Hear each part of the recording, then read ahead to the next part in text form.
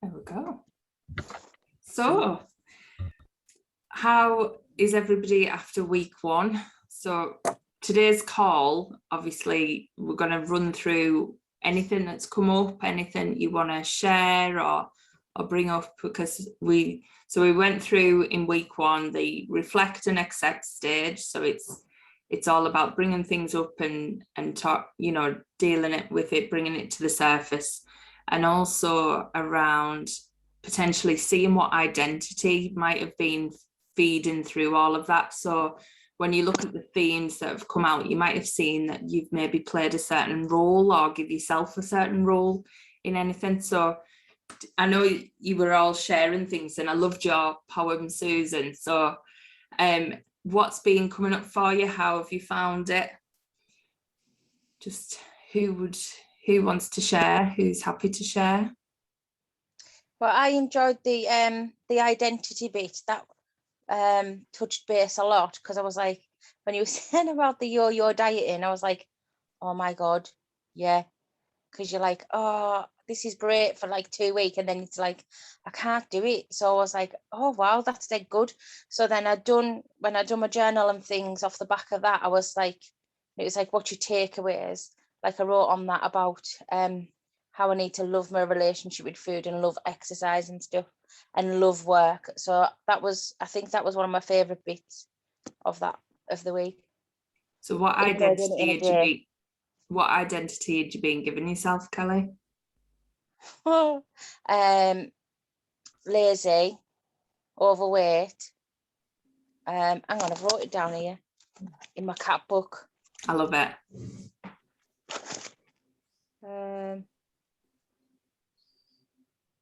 Overweight, always tired and skint with a messy house and nowhere to go. Oh, which you have said quite a lot to me as well. So was that a bit of a eye-opener? Yeah, because I was like, oh my God, that totally makes sense. Like if you're saying to yourself, I can't do this, it's too hard, then of course you can't do it. So I just thought, I know all this. She's taught me this time and time before. And then it made me think of last year when I was doing my maths and things. And I was like, of course you can do it. You just need to get your mindset right. And I was like, that all makes so much sense. Good. Anyone else? I'll mention some. Hang on, I've got to get my head straight on this one. I'll try my best.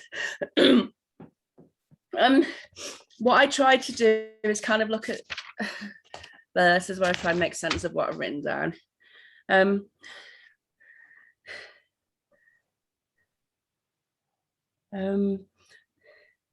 think one of the things that kind of came up for me was like being invisible, like not enough. Why would anyone be interested?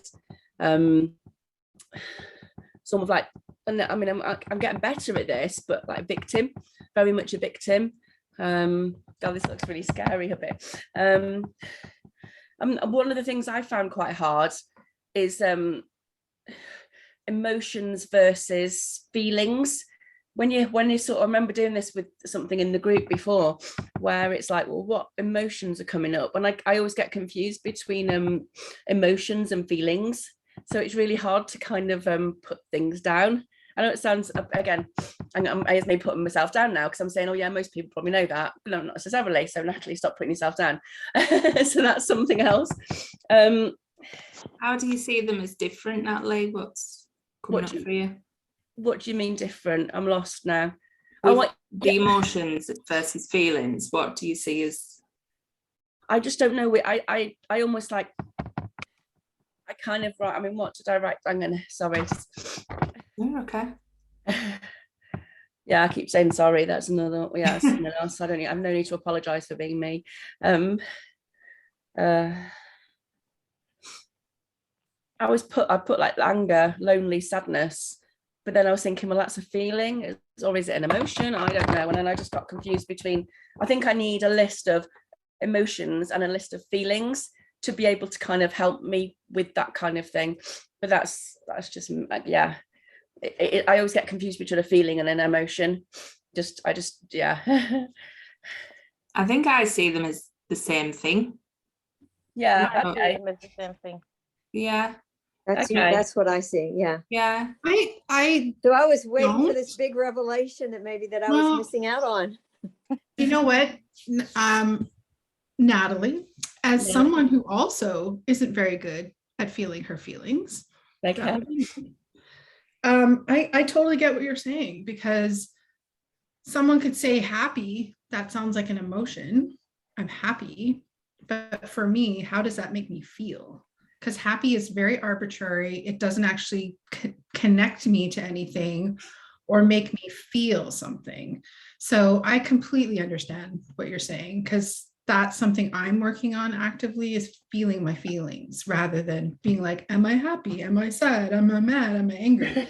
It's more like, how do I physically feel in my body when I'm happy or when I'm sad? Like the feeling part of it is the physical. And, Rachel's been a part of my journey with that. So it's like, when I'm saying I'm going to sit with feeling sad or sit with feeling angry, I'm actually trying to decide, how do I feel in my body and my soul? And what does that feel like? Do I feel like my body is, agitated, or do I, like it's more that, and that's how so I completely understand that. Mhm. Oh, I like that explanation. The feeling of your body. And you said happy. I want to add this, that this is something I've heard described is happy is a harder thing to come by than say joy, because happy kind of has like strings attached to it. Like I'm happy because of this particular thing, but joy being something more like in our heart than a specific thing going on for us. I don't know Yeah, if that makes sense to anybody else or not, but completely. All so, of that one of makes my sense. affirmations has been, I seek joy, Yeah. And joy is one of the most high vibrational. It's above happy on them emotional scales. And I completely get where you're coming from with that link of the two differences. And it completely makes sense when you think about it. I'll let Casey. So I suppose I think of feelings are for feeling, like he says. So, that is one of the things I would say.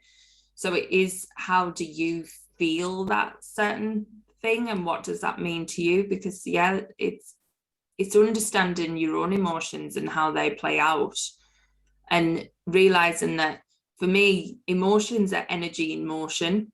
So they're not meant to stay, they're not meant to be held.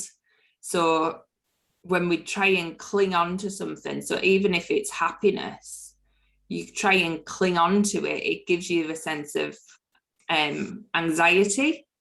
Natalie, it says you're trying to enter. Is that right? Okay. You're on mute, but okay. So yeah, it's all about that. It is about feeling it in your body, I suppose, and getting your head and your brain around what that feeling is, and then you can react to it. So I think that's a really good take on it, and if that helps, does that help, Natalie? You still on mute? You're on mute. Yeah. Oh, yeah. Okay. Can you hear me now? Yeah. Yeah, I can. I can actually see it better now on the screen. Yeah, I think it's rather than, again, me getting hung up on actual words as opposed to, I don't know.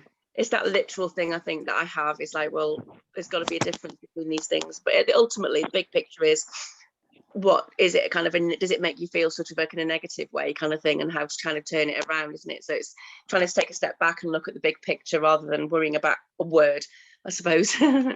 Yeah, and I think that's really important for us all, because we get hung up on that feeling of happy or sad, and then we put the mental connection. So we think, well, I should be this at this point, and actually we shouldn't be anything at any point. There's no rules about when you should feel something.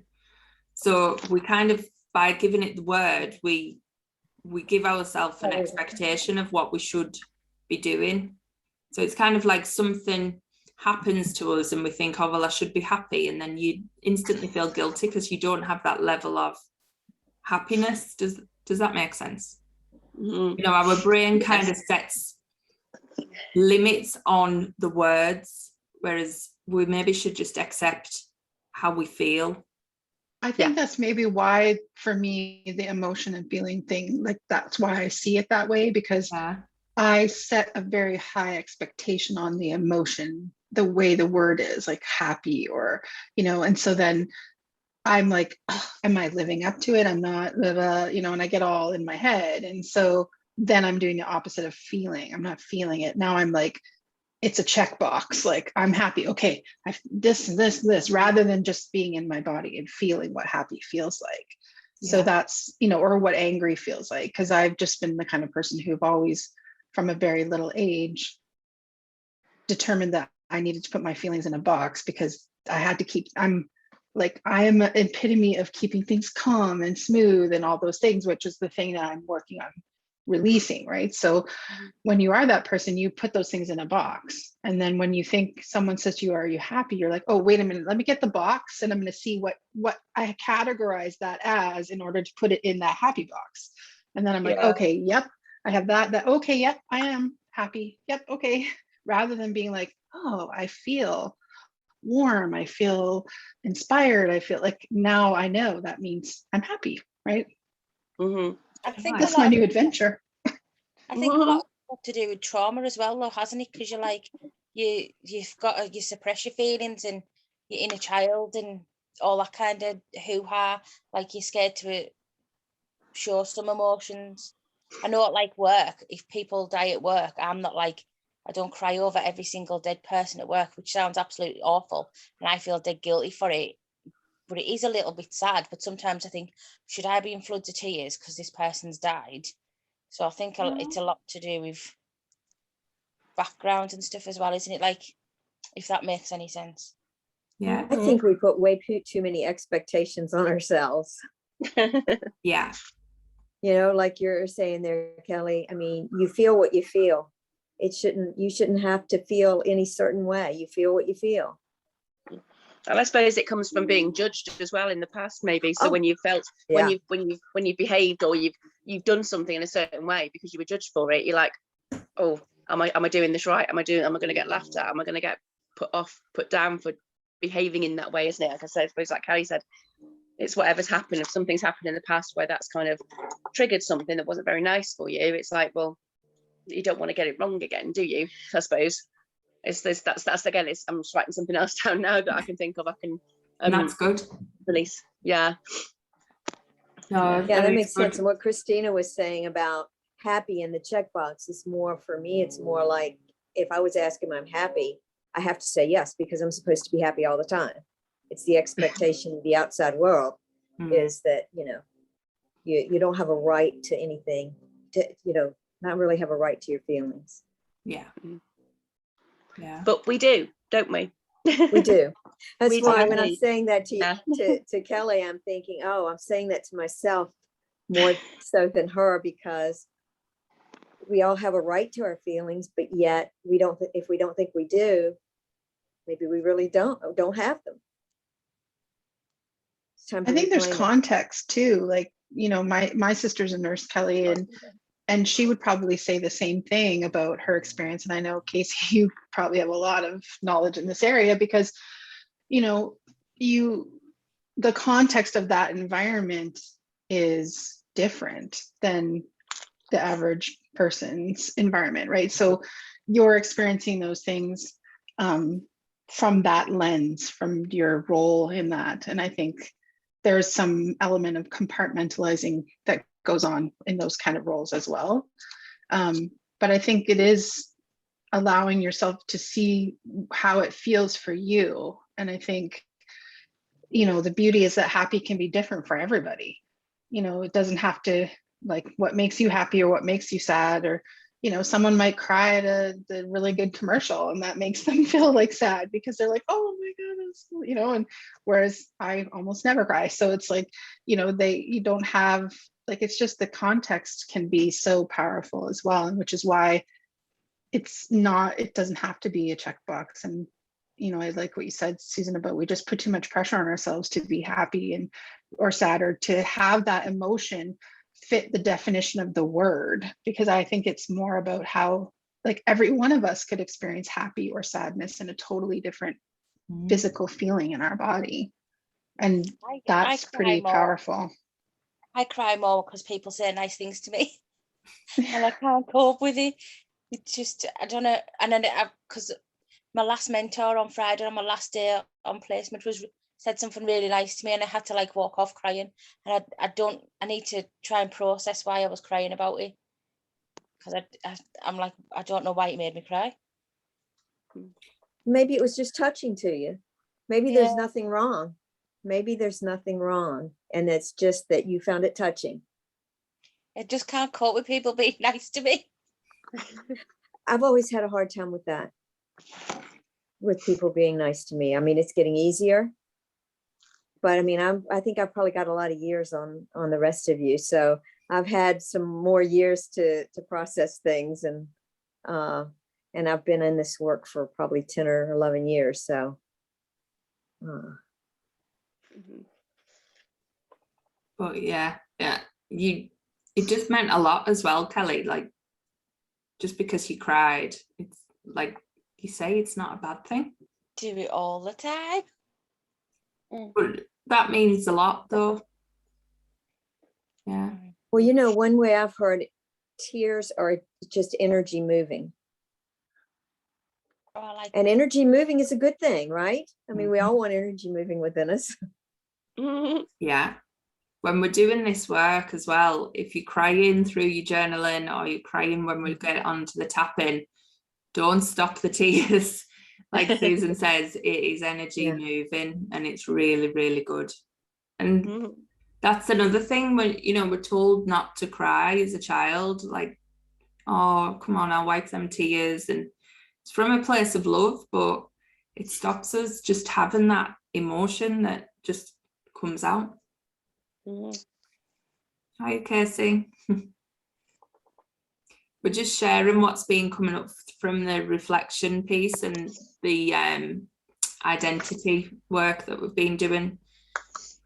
So we got onto emotions, and that was really interesting listening to that, because I've never really split the two up. I always talk about energy, emotion, and feeling your feelings, but never really digested that from that point of view. And I think it's really, really powerful if you just feel and don't label it. Because as well, when you think about it, who decided what these labels were for the words? Where does that even come from, that we have these names for, just to try and comprehend what's happening inside? Yeah, and I think that then once it's a defined thing, it's almost like a measuring stick, right? You're like, oh, well, I'm not doing it right. I'm not doing happy we're judging right. it. Yeah, then we're judging it. And instead of,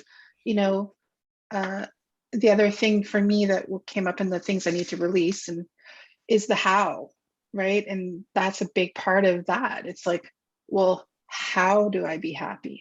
How do I be angry? How do I be sad?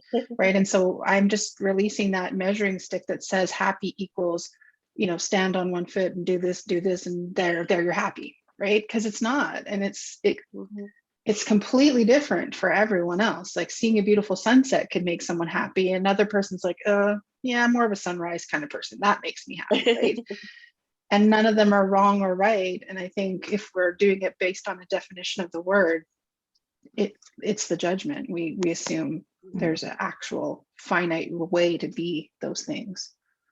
Yeah, and I think you're touching right on it. It's about being. So when you think of the how, you're instantly into the future. You're instantly into planning mode. You're bridging a gap from what you have now to what you want. And so you're instantly putting up that level of, I don't have this and I need to map how to get it there.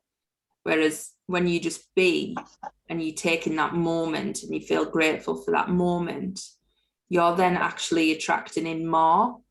than by doing the planning and the forward thinking, because you're actually embodying gratitude, you're embodying just being.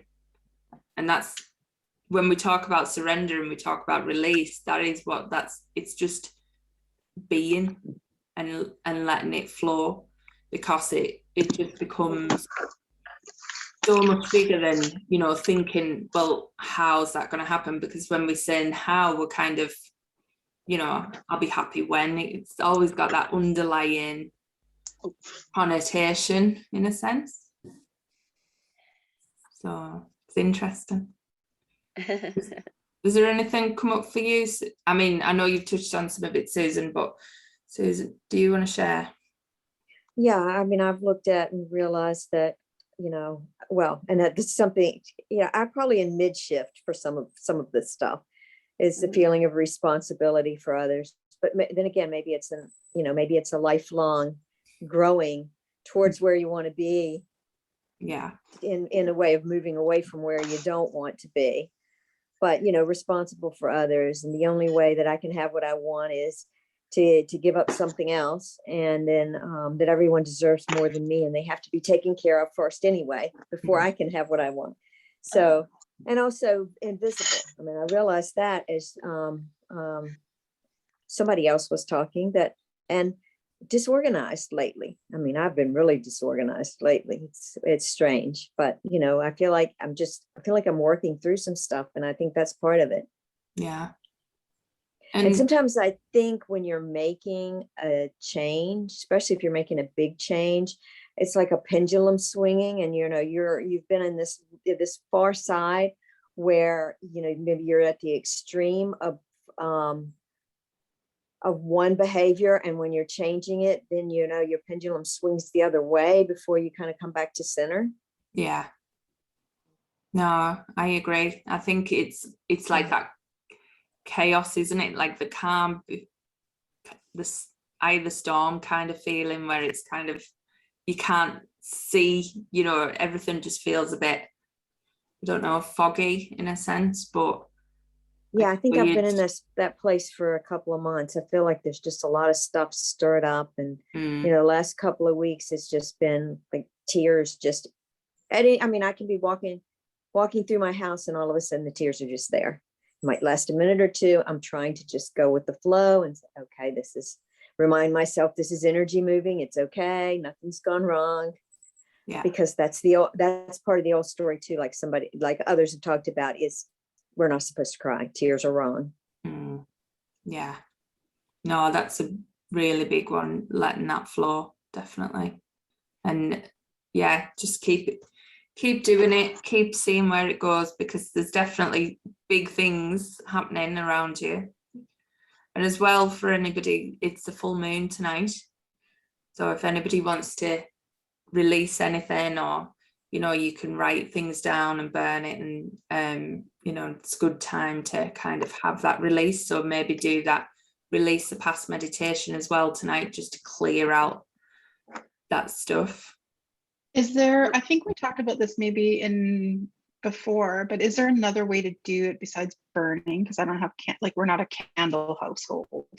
Yeah, you can just tear it up. Oh, okay. Tear it up, bury it in the ground, in a kind of barren, not a barren, but don't put it in, you know, the garden. You've got like somewhere in your garden that you kind of want to bury it. You could do that, tear it up, put it in the bin. It's just the motion of getting rid of it, the intention. Okay. Even if it's out of you and into your paper, and you just intentionally let your guides take it. I got a shredder. Just scribble it.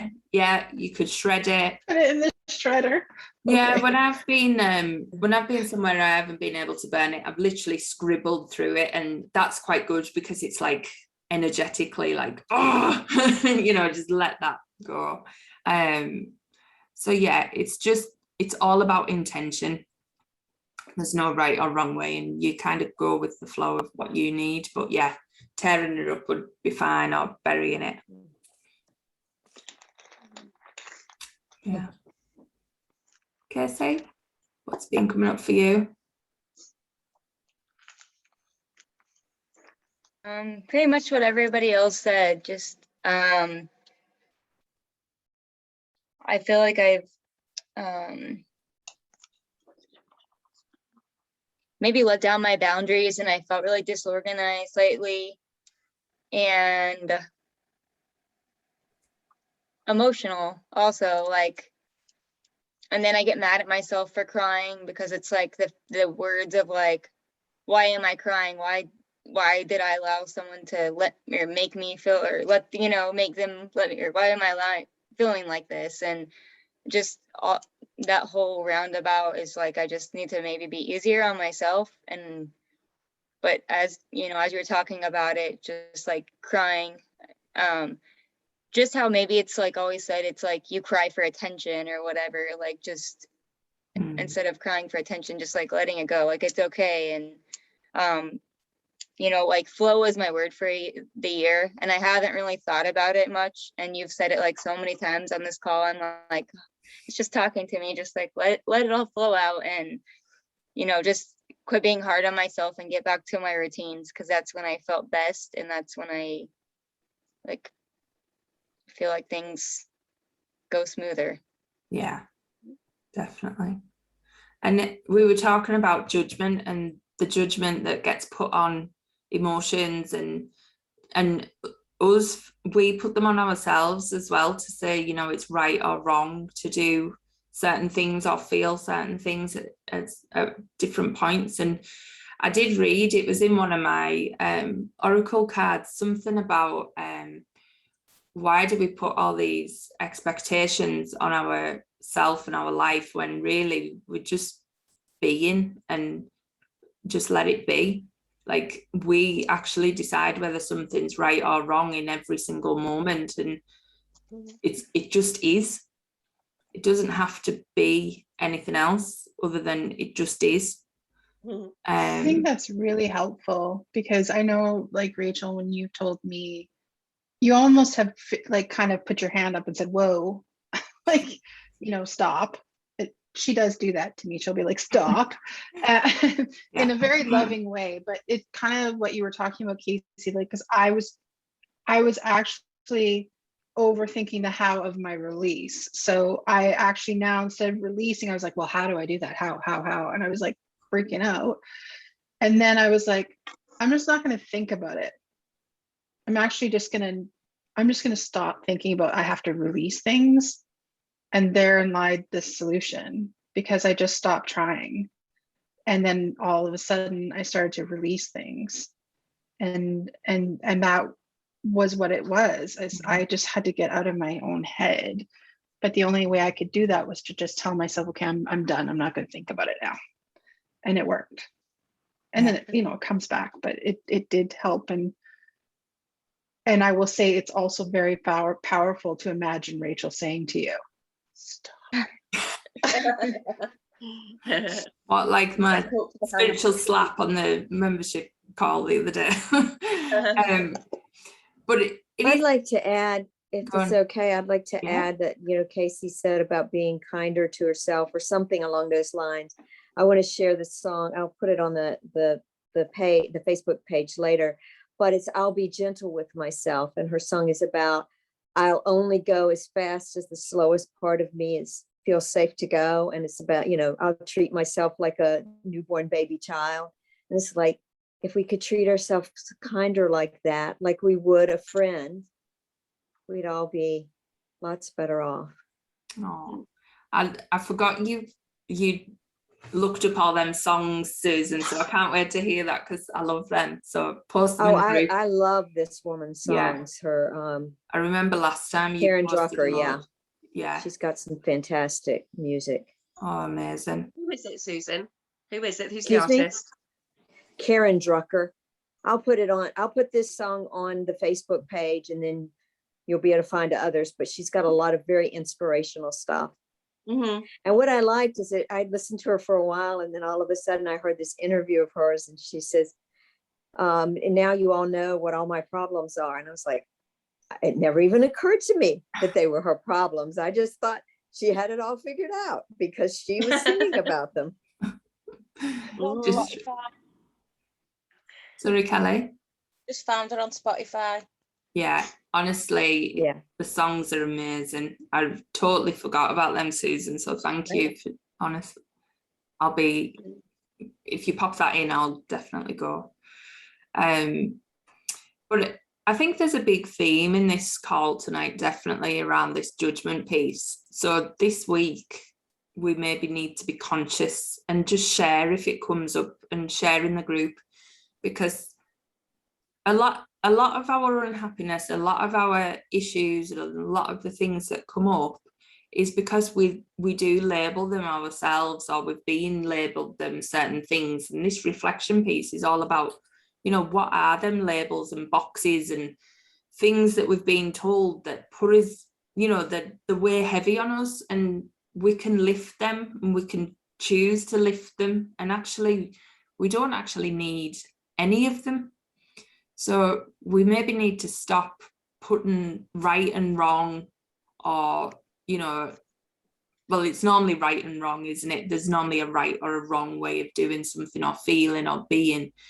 Maybe if we start just seeing it as it is, and it's part of that second, that moment, us, whatever that is, and just let the judgment go and see how freeing that would be, because there's a lot of that. And when you actually lift the reflection, and that's when we're going to be doing a lot of forgiveness work as well, and that judgment comes down to the people that we've said on that list that we want to forgive, because, you know, we've judged what has happened to us in a way that's right or wrong. And, you know, it just, when you lift that level of judgment, it gives you a whole different lens to look at things through in that acceptance way.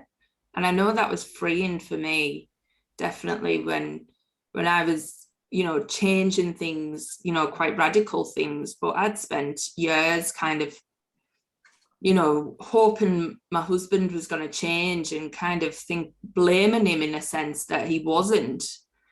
And then there was just this sudden epiphany that was like, he shouldn't have to change for me. You know, I don't have the right to ask him to be something else for me.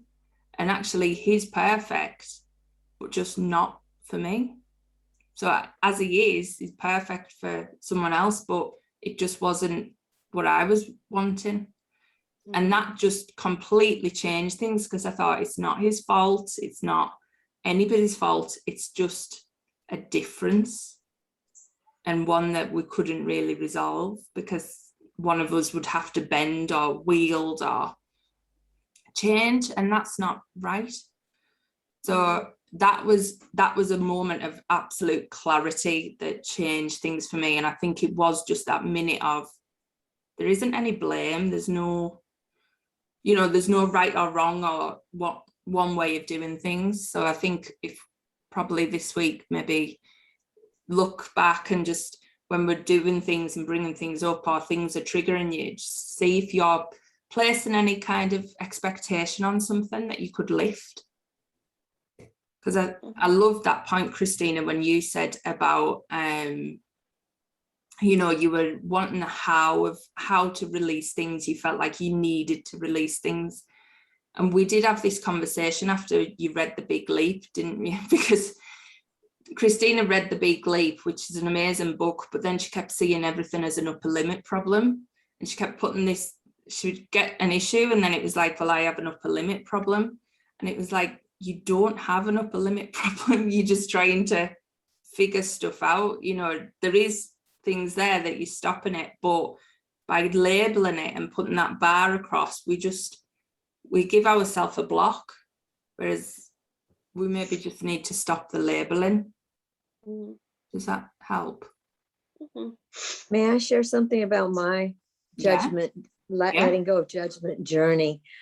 One of the things that I've worked with is, when I find myself going down that path of beating myself up over something, is interrupting it with, I no longer choose to judge my every move. And I think what I've learned is that when we interrupt a behavior, because it's, you know, our thoughts are habits, and when we interrupt that thought habit, it starts to weaken it, and it gives us the opportunity to shift to something else. And it's not really, you know, it's not so much judging ourselves, but just saying, this is not how I want to do it anymore. It's I kind of liken it to, you know, if you're in your kitchen, you know, you move your silverware to a different drawer. Well, even 10 years from now, you might go to the old drawer one time and you're like, oh yeah, I don't keep it there anymore. And we're kind of matter of fact about it. But when it's going through our thought habits, we really get all jacked up about it. Yeah. You know? And it's like, if we could just take a more softer approach and just say, oh yeah, I'm not doing that anymore. This is what I'm doing now. And, you know, and I think it does lose power every time we say, oh yeah, that's not my choice now. This is what I'm going to do. Yeah. Not that it's easy. But I love that saying. That's what I was writing down. I no longer choose to judge my every move. I love that, because that's something I hate. I hate being judged and like controlled. So the fact that we do it to ourselves is crazy. It's so good. Yeah. And I love the idea of saying, I'm not doing XYZ anymore. Now I do this. Mhm. Like, I think that's like a really lovely, you know, next step to that. No longer choosing to judge my every move. And then it may it's take like, longer. It's like any habit. You know, I remember when I was learning stuff on the computer, and then I was changing the way I was doing things. And I'd start down one path and I'd be like, oh yeah, I'm doing it this way now. It would take twice as long. But in the end, when you create the habit the way you want it to be, life is so much better. Yeah. And that is so powerful when we talk about that identity piece. So we've not really touched on what you want your new identity to be, but if you haven't got to that, we add that into this next section when we're going into ask as well. But that's an amazing one when you think of that. So you've got this picture of your old identity, you've got your label, and as soon as you start to go into that, using Susan's words there, like, I'm not doing this anymore, I'm doing this now. And that's a way to shift that identity so quickly. To when you feel yourself going into pity or you feel yourself going into victim mode, you can be like, I'm not doing that anymore. This is the new me. And, you know, just reinforcing that all the time and really reinforcing that new identity. I think that's really powerful, Susan.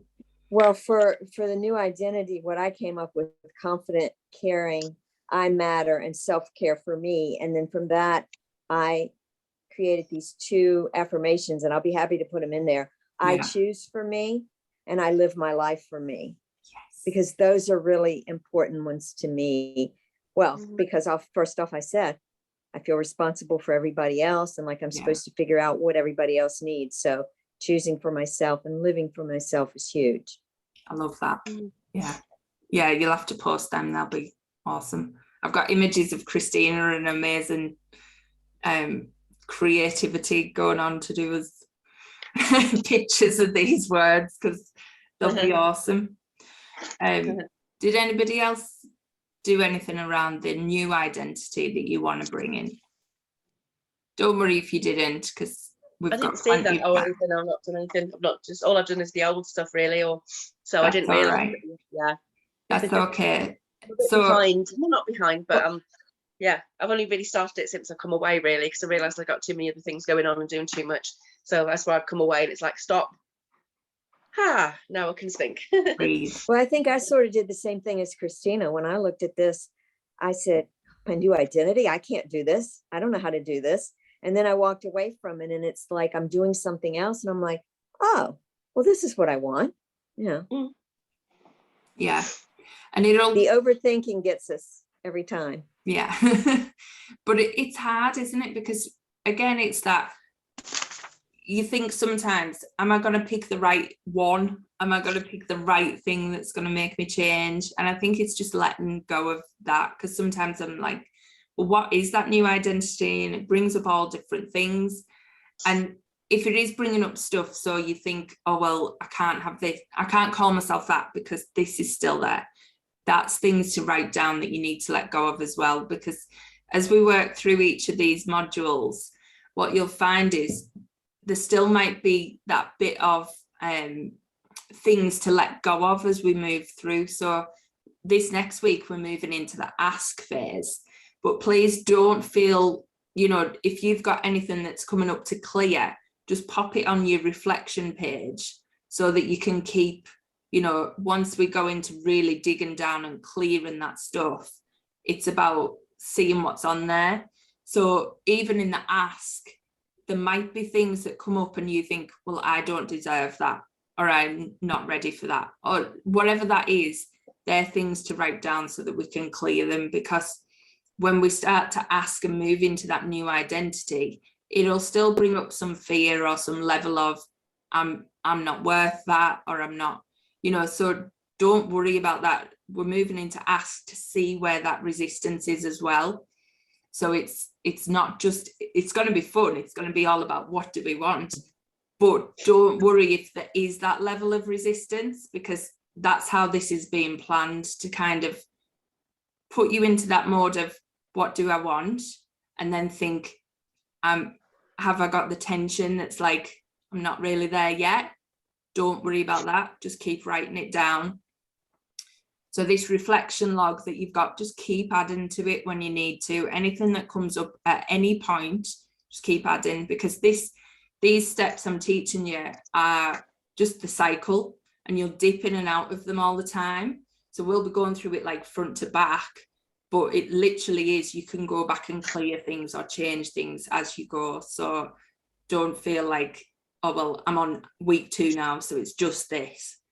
Still keep building up your reflection log so that we can start to clear all that stuff when we move into the transformation bit.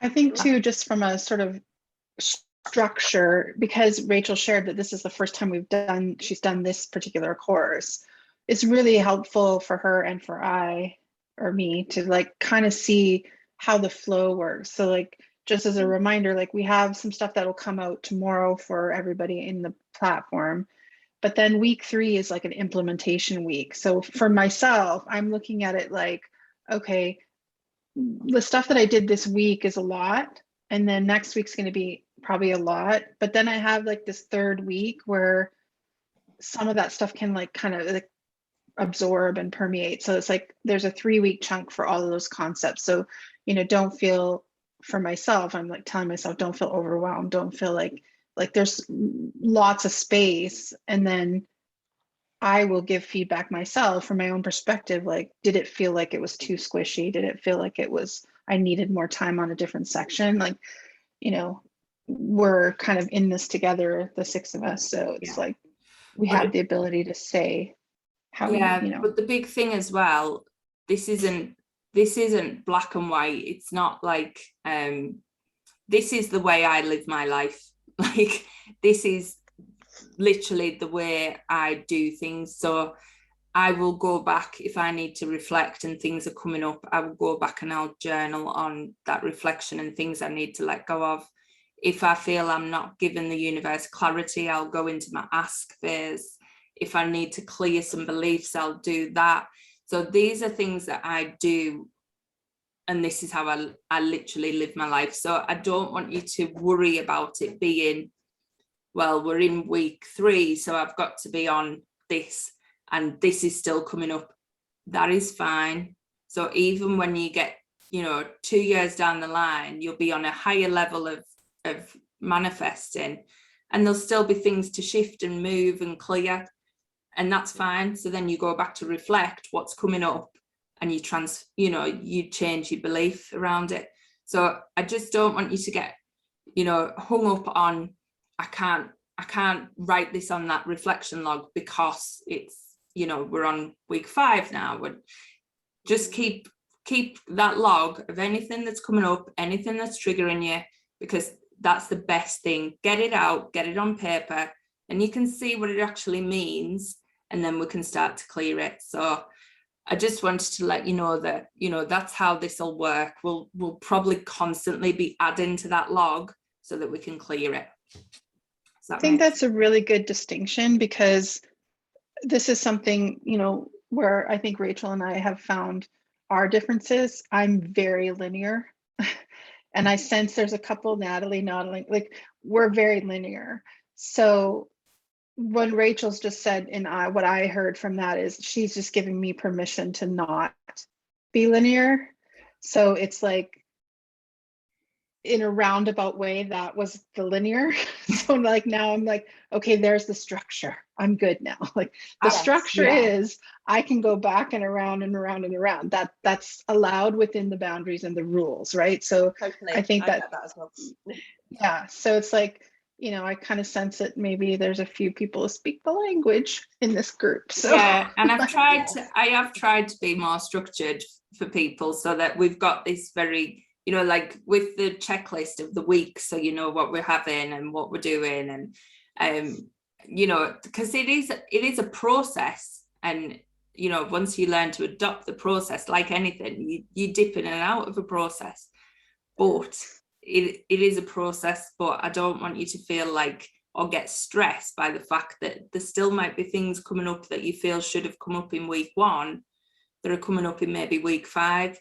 That is how it will work. So don't, you know, just the ones who are into process and the way things need to be black and white, don't worry about that.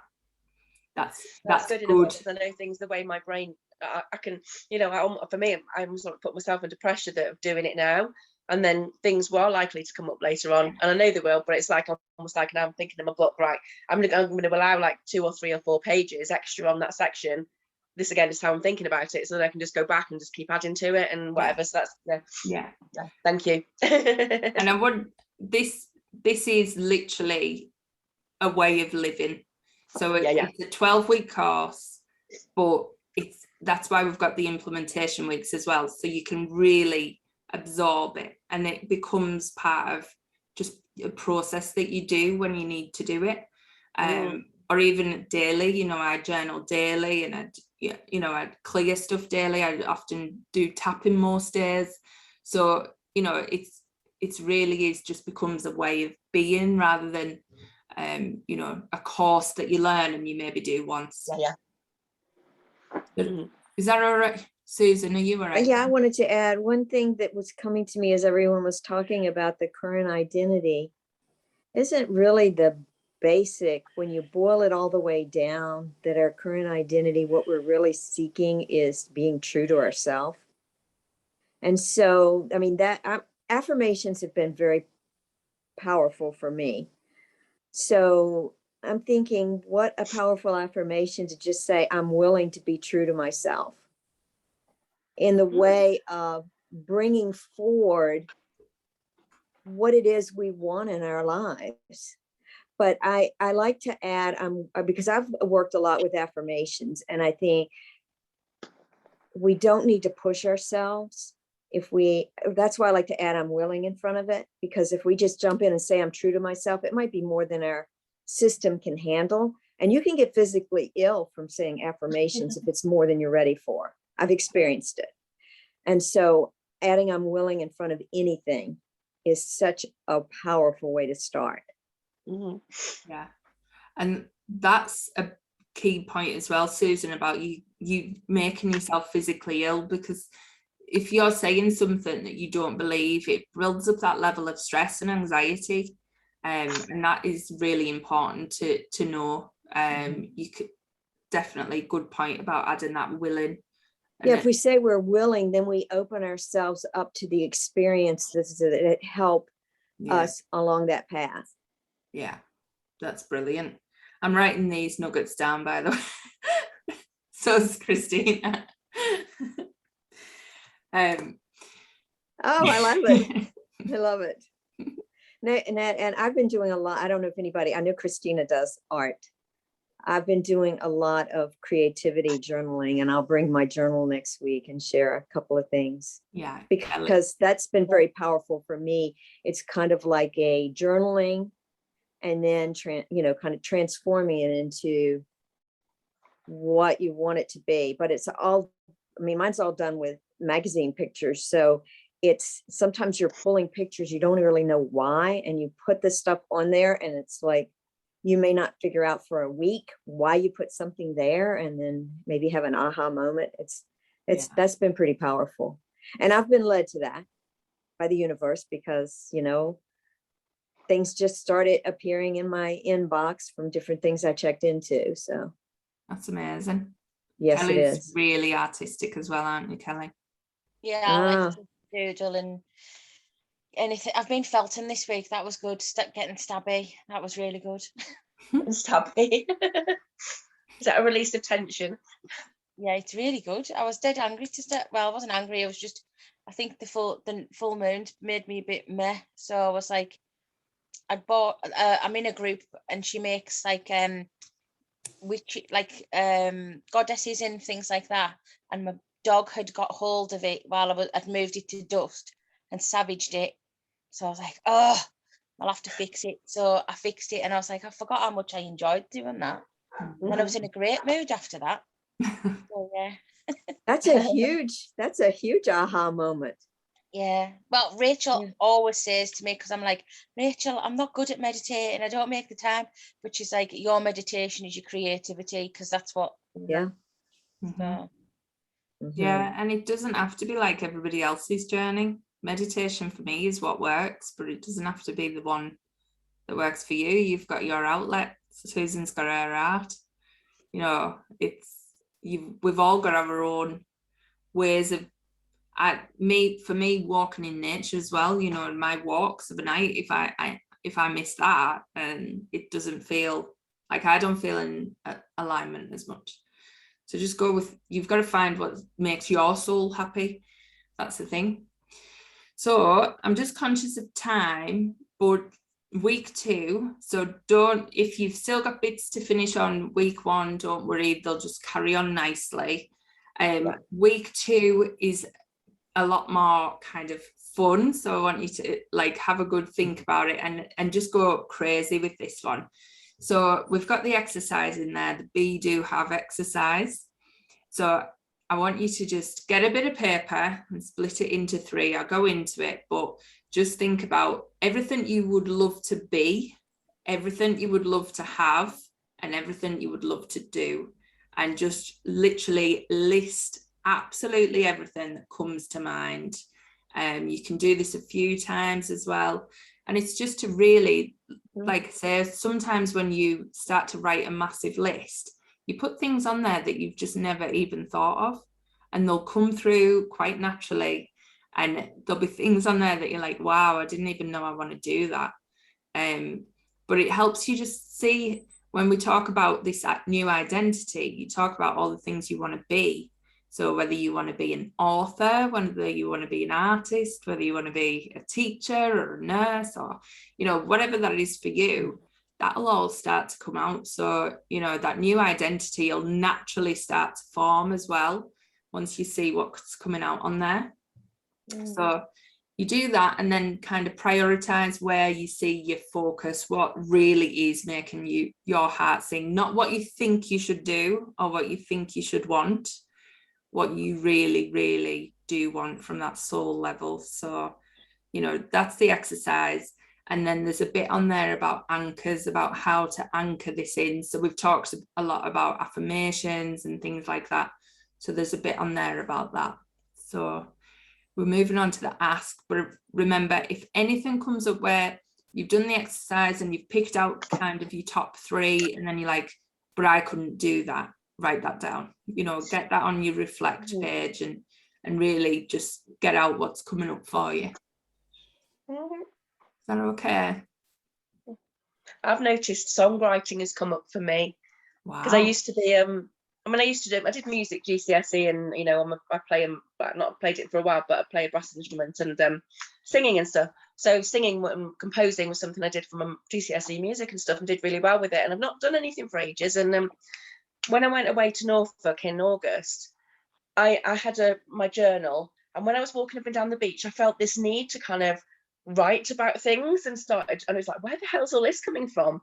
And even like today, was it yesterday? I was sat on the beach and I was trying to kind of describe what the sunset meant, and then what the ebbing of the tide going away, and it was almost like it was you know, I was trying to describe what it's doing energetically, and it was like, oh yeah, I feel like I've got some songs going on here. So it's and I feel I'm gonna have to get the keyboard out and start getting a tune going. I keep having these tunes coming in my head as well, so it's like, oh, where's this coming from? That's amazing, isn't it? So, I love yeah. that. I say embrace it. Mm. Mhm. Yeah. Susan, you've massively embraced that side, haven't you, with the creativity and the books and things, and just kind I of wouldn't being say led. masterfully. It's a struggle. It's a struggle. From where we started in Find Your Inner Well, Magic. yes, Yeah. I'm dabbling in it. So that's, yes, from not doing it to doing it, I guess is, even if it's not much, doing anything, I guess counts, Yeah. doesn't it? Yeah, massively. Absolutely. Yeah. Mhm. It's these small shifts that actually lead you exactly to where you're meant to be. You know, this all started for me just going to a spiritual development class 1 day a week. Like that was it. And then it just, something I fancied doing, something I've always been interested in. And then, you know, here we are. One thing just leads to another and another and another. But if you never take that first step, then you never find out where it's taken you. No. And we just sit waiting for the how when it's right in front of us. It's just not as we initially thought. So Sometimes I think I need to actually step outside myself and think about that, because I made your bauble this week and then I've made another 3.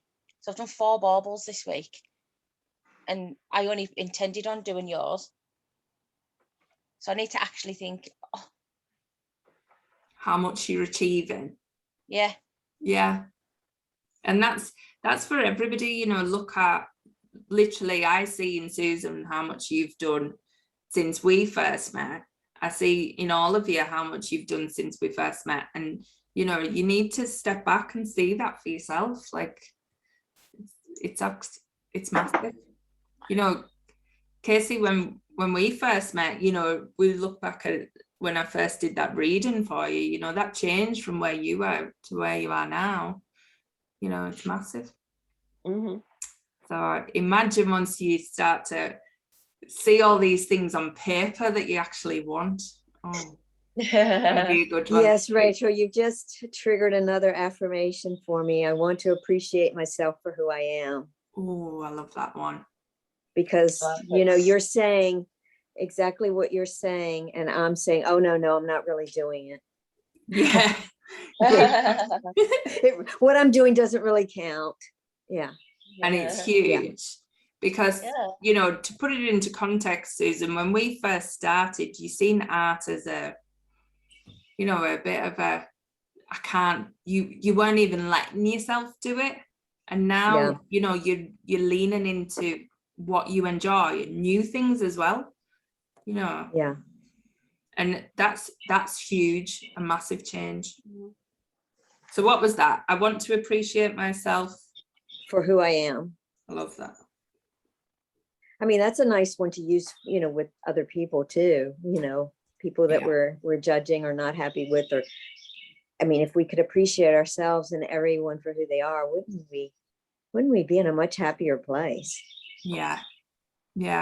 But I'll put the ones that I brought up. I'll put them out on the Facebook page so lovely afterwards. Honestly, they're brilliant. But like I said, affirmations have changed my life, you know. So and I think that's my go-to.